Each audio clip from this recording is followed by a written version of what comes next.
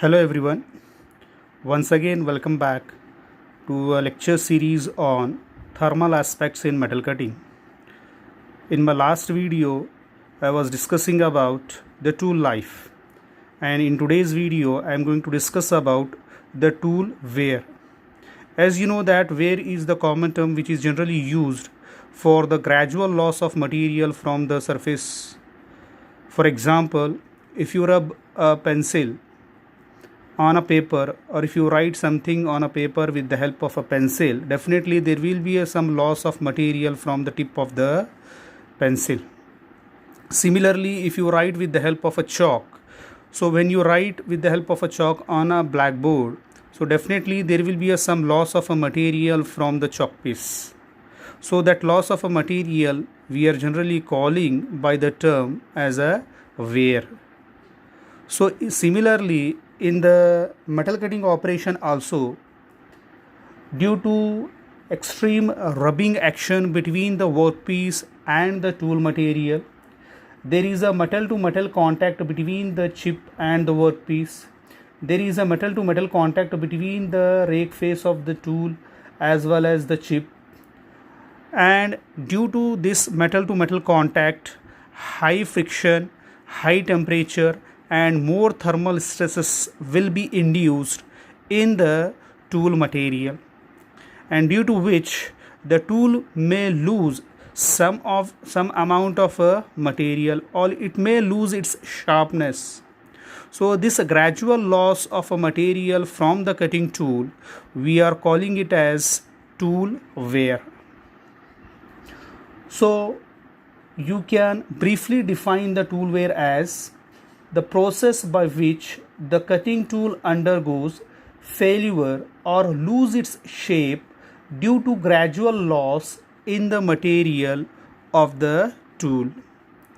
Now let us discuss what are the factors which are going to affect the tool wear. So the first factor to be considered is the type of tool and workpiece material. So which type of a tool material and workpiece material we are using. Whether the workpiece material is more harder than tool material, then definitely the tool will undergo the loss of material, because whenever you rub a soft material over a hard material, so the soft material is going to lose the certain amount of material. So the same thing is happening here tool and workpiece material. So which type of a tool and workpiece material you are selecting for a particular operation. Second factor is cutting speed, feed and depth of cut. So these three factors, or these three cutting parameters, also plays a very important role in the tool wear. Increasing the cutting speed may increase the temperature. Increase in the temperature may increase in the softening of the tool material, and this softness will further lead to the gradual loss of the tool material. Increasing the feed and depth of cut also increases the chances of tool wear. Cutting temperature, higher the temperature, more thermal stresses will be induced, and again the tool ability to take those thermal stresses is very poor, so due to which the tool may lose the certain amount of material. So the type of cutting fluid which you are using, if the cutting fluid is not efficient to cool or to carry the much amount of heat, and most of the amount of heat if it remains between the chip and tool, so definitely the increase in the temperature will occur. This increase in the temperature further lead to the loss of material. After that, type of a machining operation. So which type of a machining operation you are carrying, whether you are carrying turning operation, threading operation, drilling operation, reaming operation, grinding operation. So what type of a machining operation you are performing, so based on that also the tool wear may get affected.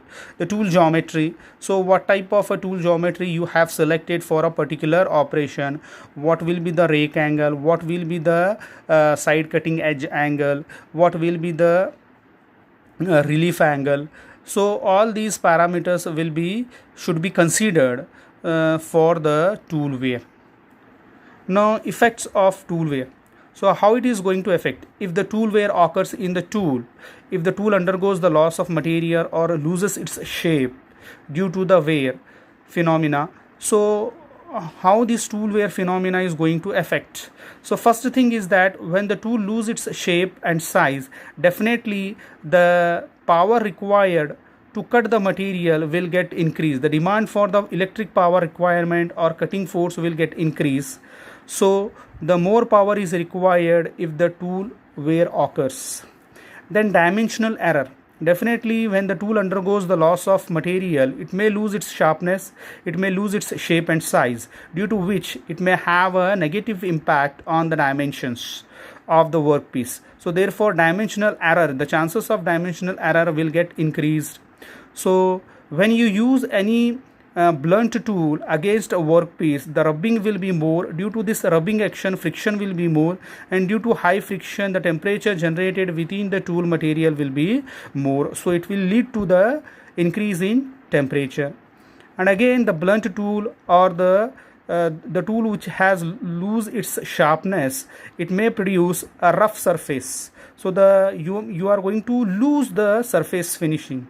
So poor surface finish will obtain once the tool will get wear out. Decrease in the tool life. Definitely the life of the tool will get decreased by that is the negative impact of the tool wear. Now how many types of tool wear we are going to discuss? That is, there are major two types of tool wears are there. One is the flank wear and another one is the crater wear. If you see, the flank wear generally occurs on the flank face, that is a major flank face of the tool, and whereas the crater wear occurs on the rake face of the tool.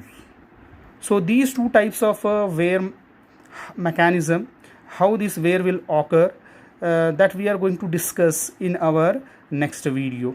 Thank you very much for watching this video. Keep watching the video. Thank you very much once again.